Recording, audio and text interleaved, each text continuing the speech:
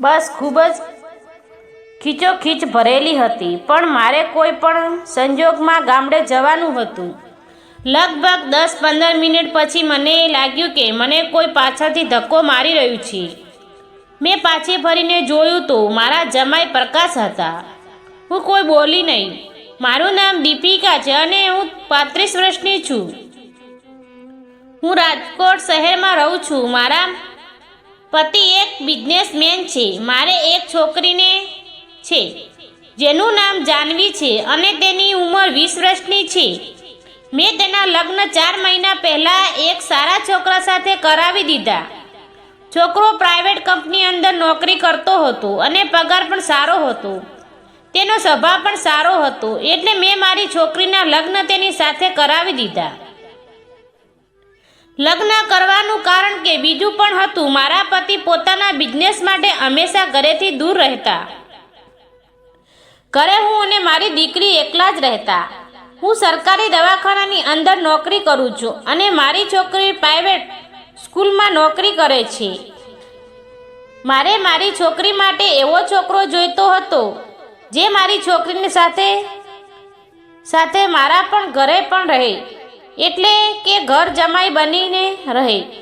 કારણ કે મારે એક જ છોકરી હતી અને હું એવું નહોતી ઈચ્છતી કે તે તેના સાસરિયામાં રહેવા જાય. જ્યારે હું મારી છોકરી માટે છોકરો શોધી રહી હતી ત્યારે મને મારી એક સહેલીએ કહ્યું કે એક છોકરો મારી નજરમાં છે જેને સારી નોકરી પણ છે અને સારું કમાય પણ છે. તે જોવામાં ખૂબ જ સુંદર છે અને તે એકલો જ રહે છે, કારણ કે તે છોકરાને કોઈ પરિવાર નથી. તે અનાથ છે. મેં વિચાર્યું કે અનાથથી સારો છોકરો નહીં મળે. જેનો પરિવાર નથી તો તે આરામથી મારા ઘરે જમાઈ બનીને મારી છોકરી સાથે રહેશે. મેં જાનવીના લગ્ન તેની સાથે કરાવી દીધા. મારા જમાઈનું નામ પ્રકાશ હતું. તેની ઉંમર લગભગ 25 વર્ષની હતી. લગ્ન પછી તે અમારી સાથે જ રહેવા લાગ્યો. જાનવી પોતાના પતિ સાથે ખૂબ જ ખુશ હતી અને તે બંનેને ખુશ જોઈને હું પણ ખુશ રહેવા લાગી. જ્યારે હું સાંજે કામ ઉપરથી પાછી આવતી તો મારી છોકરી અને જમાઈ બંને પોતપોતાનું કામ પૂરું કરીને ઘરે આવી જતા. અમે ત્રણેય આનંદથી રહેવા લાગ્યા. મારું ઘર ભર્યું લાગી રહ્યું હતું. ઘરમાં કોઈ ચીજની ખામી નહોતી. એમ જ થોડાક સમય વયા ગયો. મારા જમાઈ પણ મારા પરિવાર સાથે સેટ થઈ ગયા હતા. પ્રકાશ મારી છોકરીને જાનવીને દરેક વાત માનતા. તે મને પોતાની ગાડી ઉપર બેસાડીને મારા દવાખાના સુધી મૂકી જતા અને સાંજનો તે મને પાછા લેવા પણ આવતા. રવિવારના દિવસે અમે ત્રણેય બજારમાં જતા અને શોપિંગ કરતા. વચ્ચે વચ્ચે અમે ડિનર કરવા માટે બહાર જતા. ખૂબ જ મસ્તી અને મજાક કરતા. એક દિવસ અચાનક મને મારા પિતાજીનો ફોન આવ્યો. તે કહી રહ્યા હતા કે તારી માની તબિયત ખરાબ છે, તું એકવાર અહીં આવી જાને. તેની વાત સાંભળીને મારી આંખોમાંથી આંસુ આવી ગયા. હું તેને જોવા માટે મારા ગામડે જવા માંગતી હતી. મેં મારી છોકરી જાનવી અને મારા જમાઈ પ્રકાશને મારી સાથે આવવાનું કહ્યું, પણ મારી છોકરી બોલી, માં, મને સ્કૂલમાંથી અત્યારે રજા મળી શકે તેમ નથી. જો તમે ઈચ્છો તો પ્રકાશને સાથે લઈ જાઓ, કારણ કે તેને આરામથી રજા મળી જશે. બીજા દિવસે સવારે જાનવી તૈયાર થઈને સ્કૂલ જતી રહી. હું અને મારા જમાઈ પ્રકાશ મારી માતાને જોવા ગામડે જવા નીકળી ગયા. રિક્ષા દ્વારા બસ સ્ટેશન ઉપર પહોંચી ગયા. ગામડે જવા માટે એક જ બસ હતી. અમે બંને બસની રાહ જોઈ રહ્યા હતા. બસ આવી ત્યારે તેની અંદર ખૂબ જ ભીડ હતી, પરંતુ મજબૂરી લીધે હું અને પ્રકાશ બસમાં ચડી ગયા. પહેલા બસમાં હું ચડી અને પાછળ પ્રદીપ પણ બસમાં ચડી ગયું. અમને બંને એક પણ સીટ ખાલી મળી નહીં. થોડીવાર પછી બસ ચાલવા લાગી. એક બીજું બસ સ્ટેપ આવ્યું અને બસ ત્યાં ઊભી રહી.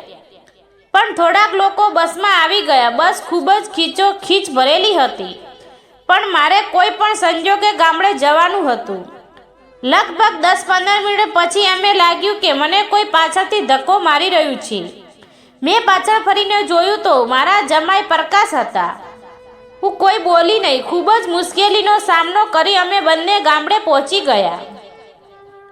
ત્યાં જઈને હું મારા મમ્મી પપ્પાને, મારા ભાઈ ભાભીને પણ મળી. અમે બધા બેસીને વાતો કરવા લાગ્યા.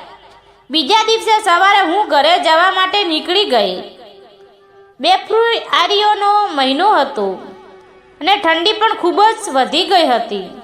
હું ને પ્રકાશ ફરીવાર તે બસમાં ભીડભાડમાં સામાન કરીને ઘરે પહોંચી ગયા. ફેબ્રુઆરીમાં ઠંડી ખૂબ જ વધી ગઈ હતી, જેને લીધે મેં થોડો દિવસો માટે કામ ઉપર છૂટી મૂકી દીધી. મારી છોકરી રોજ કામ પર જતી રહેતી, કારણ કે માર્ચમાં છોકરાઓની પરીક્ષા હોવાથી તે રજા મૂકી શકે તેમ નહોતી. તે રોજ સવારે જતી રહેતી. ઘરે હું ને મારા જમાઈ રહેતા. રવિવારનો દિવસ હતો. અમે બધા જ ઘરમાં હતા અને ઠંડી પણ વધારે હતી, એટલે માટે અમે બહાર ફરવા માટે ગયા નહીં અને પોતપોતાના રૂમમાં બેસી રહ્યા હતા. હું મારા રૂમમાં બેઠી હતી. થોડીવાર પછી મને તરસ લાગી. જ્યારે હું પાણી લેવા માટે રૂમમાંથી બહાર નીકળી તો મને અજીબ અવાજ સંભળાયો. મેં ધ્યાનથી નિરીક્ષણ કર્યું તો તે અવાજ મારી છોકરીના રૂમમાંથી આવી રહ્યો હતો. હું તેના રૂમની પાસે ગઈ. મેં સાંભળ્યું કે મારા જમાઈ મારી છોકરીને કોઈ પેપર પર સહી કરાવવાની કોશિશ કરી રહ્યા હતા. મારી છોકરીએ કહ્યું કે અત્યારે મેલી દો, હું વાંચીને પછી સાઇન કરી દઈશ. તો જમાઈ કહેવા લાગ્યા, શું તમે મારા પર વિશ્વાસ નથી? તો મારી છોકરી જાનવીએ પેપરને વાંચ્યા વગર તેની ઉપર સહી કરી આપી. જોઈ રહી હતી પણ હું કોઈ બોલી નહીં અને ચૂપચાપ રસોડામાં જઈને પાણીની બોટલ સાથે લઈને મારા રૂમમાં આવીને ટીવી જોવા લાગી. સવારે મારી છોકરી કામ ઉપર જતી રહી. હું નાસ્તો કરીને મારા રૂમની અંદર આરામ કરી રહી હતી. અચાનક મારી આંખ ખુલી ગઈ. મને કોઈ અવાજ સંભળાવ્યો. રૂમમાંથી બહાર આવી ત્યારે એક છોકરી પ્રકાશ સાથે વાત કરી રહી હતી. મેં તેને પૂછ્યું, આ કોણ છે? તો તેણે કહ્યું, સાસુમાં જાનવી તો આખો દિવસ નોકરી પર જતી રહે છે અને તમે કામ કરી થાકી જાઓ છો, એટલે માટે મેં આ નોકરાણીને કામ ઉપર બોલાવી છે. મેં તેને કહ્યું, પણ આપણે તેની જરૂર નથી અને આ પણ ઘણું, હું ઘરે બેસીને બોર થઈ જાઉં છું. તો પ્રકાશે કહ્યું, સારું. અને તેણે તે છોકરીને જવા માટે કહ્યું અને પ્રકાશે તેના હાથમાં થોડો કાગળ આપી દીધા. તે છોકરી જવા લાગી. મેં તેને છોકરીને ઊભા રહેવા માટે કહ્યું, મારી પાસે બોલાવી અને મેં તેની પાસે જોવા માટે કાગળ માગ્યું. જેવા મેં કાગળ માગ્યા તો તે છોકરી ડરી ગઈ અને ત્યાંથી ભાગવા લાગી. મેં બૂમ પાડીને તેનું કહ્યું, ઊભી રહે, નહીતર અત્યારે જ પોલીસને ફોન કરીને. છોકરી ડરના લીધે ધ્રુજવા લાગી અને તેણે મને પૂરી વાત જણાવી દીધી. તેની વાત સાંભળીને મારા પગ નીચેથી જમીન સરકી ગઈ. થોડી વાર માટે તો હું મારી જાતને સંભાળી શકી નહીં. તેણે કહ્યું કે હું પ્રકાશની પત્ની છું અને પ્રકાશ તમારી છોકરી સાથે ફક્ત પૈસા માટે લગ્ન કર્યા છે અને તેણે આ ઘર અને બીજા પ્રોપર્ટી આ કાગળ ઉપર સહી કરીને લખાવી લીધા છે. જ્યારે તમે આ મકાન તમારી છોકરીના નામે કર્યું હોત ત્યારથી પ્રકાશ તેની પાછળ પડ્યો હતો. તે કોઈ પણ રીતે તમારી પ્રોપર્ટી પોતાના નામે કરાવવા માંગતો હતો અને મેં છોકરીને પૂછ્યું, તું એટલા દિવસ ક્યાં હતી અને તે આને સાથે કેમ ન આયા? જ્યારે હું તેની સાથે વાત કરી રહી હતી મને ખબર ન રહી કે પ્રકાશ ક્યાંથી ક્યારે ભાગી ગયો. મેં તરત જ પોલીસને ફોન કર્યો પણ પ્રકાશ હાથમાં આવ્યો નહીં. પોલીસે છોકરીને એટલે કે પ્રકાશની પત્નીને 2 દિવસ જેલમાં રાખી, પરંતુ પ્રકાશ તેના બચાવવા માટે આવ્યો જ નહીં.